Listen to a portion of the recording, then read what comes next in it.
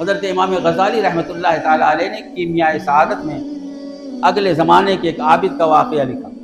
کون؟ امام غزالی رحمۃ اللہ علیہ نے کیمیاء سعادت میں لکھا کہ بنی اسرائیل میں ایک بہت بڑا عابد، بہت بڑا زاہد، بہت بڑا متقی اور پرہیزگار، اس کی عبادت، ریاضت، تقوی، پرہیزگاری کا چرچا دور دور، اور واقعتاً خدا نے اس پر بڑا فضل فرمایا، رب کا اس پر بڑا فضل تھا، اور اس کا ایک ادنا حصہ یہ تھا کہ اگر وہ دھوپ میں رہتا تھا اور کوئی سائبان نہ ہو تو بادل اس پر سائبان بن جائے گا۔ وہ عابد ایسا تھا کہ اگر دھوپ میں بیٹھ جائے جس جگہ ہر طرف دھوپ ہو، لیکن جہاں عابد ہے وہاں بادل سائبان بن جاتا تھا، چاہے بارش کا موسم ہو بھی نہ ہو۔ رب تبارک و تعالیٰ کا اس پر یہ فضل تھا۔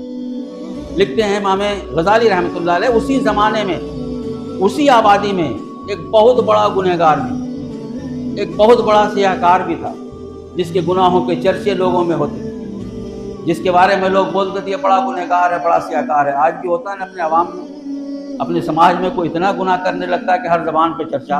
اے اللہ کے بندو، ہر زبان پہ چرچا ہو لیکن گنہگاری کا چرچا نہ ہو، نیکوکاری کا چرچا ہونا چاہیے، پرہیزگاری کا چرچا ہونا چاہیے، اس کا چرچا۔ اب اس نے جب دیکھا کہ یہ عابد جہاں پر بیٹھا ہے ہر طرف دھوپ ہے، ہر طرف دھوپ ہے، لیکن یہ جہاں پر بیٹھا ہوا ہے یہاں پر تو بالکل چھاؤں ہے جی، تو اس کے دل میں خیال آیا کہ چلو چلتے ہیں، چلو چلتے ہیں، اس کے بغل میں بیٹھ جائیں تاکہ اللہ کی کچھ رحمت مجھ گنہگار پر جائے۔ اس نے کیا سوچا؟ اس نے سوچا کہ چلو چلتے ہیں، ہم بھی اس کے بغل میں بیٹھ جائیں تاکہ اللہ کی رحمت اس نیکوکار کے صدقے میں مجھ گنہگار پر بھی پڑ جائے۔ یہ حسن نیت کے ساتھ وہ گنہگار جا کر اس کے بغل میں بیٹھ گیا، اس عابد کے بغل میں بیٹھ گیا۔ جب بیٹھ گیا تھوڑی ہی دیر کے بعد جب اس کی نظر اس پہ پڑی، اس نے کہا چلو اٹھو یہاں سے، تم گنہگار، تم سیاہکار، تمہاری یہ اوقات کہ تم میرے بغل میں بیٹھو، تم میرے بغل میں بیٹھنے کے لائق نہیں ہو، تم یہاں سے اٹھ جاؤ، جلدی یہاں سے دفع ہو جاؤ۔ وہ جلال میں آ گیا، کہا تم اس لائق نہیں ہو کہ میرے ساتھ بیٹھ سکو، کبھی دیکھا ہے تم نے اپنے آپ کو اور مجھے؟ رب تبارک و تعالیٰ کو عابد کی یہ ادا پسند نہ آئے، رب تبارک و تعالیٰ کو عابد کے یہ جملے پسند نہ آئے۔ اب یہ بندہ گنہگار جو رب کی رحمت کا طلبگار بن کر اس عابد کے پاس گیا تھا کہ رحمت میں پالوں ان کی صحبت میں رہ کر، یہ سوچ کر وہ گیا تھا، لیکن عابد کا جلال دیکھ کر وہ اٹھا۔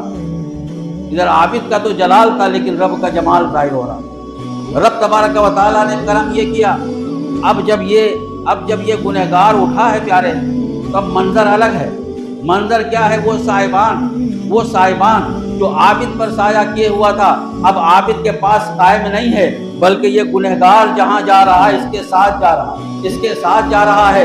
اللہ نے اس زمانے کے نبی کو وحی بھیجی، اے میرے نبی آپ دونوں سے کہیے کہ نئے سرے سے عمل شروع کرے۔